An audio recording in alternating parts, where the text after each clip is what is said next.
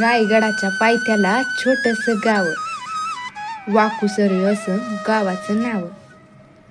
जातात माय मावल्या हांड दुधाचं घेऊन गडावर, त्यावर चाले किती कुटुंबांचा संसार. त्यातलीच एकही हिरा गवळण, कुटुंब तिचं छोटस, सासू नवरा आणि तान्ह बाळ. उद्याच्या पुनवला दूध आणा गडावर, असा राजाचा सांगावा आला कानावर. काम आवरलं भराभर, दिला सांगावा शेजारणीकडं. एकटं बाळ निजल घरात, लक्ष राहू दे घरावर.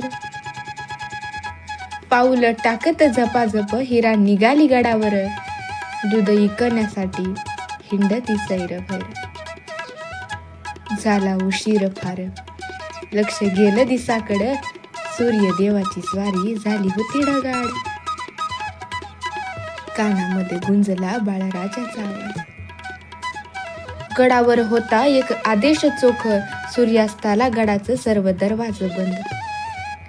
हिरा धावली आता मुख्य दरवाजाकडं, हात जोडून विनवणी करी द्वारपालाकडं. बाळ माझं निजलं एकल घरात, टाहू फोडला असेल त्यानं, भुकणं माय माय म्हणून. राजा आदेशाचं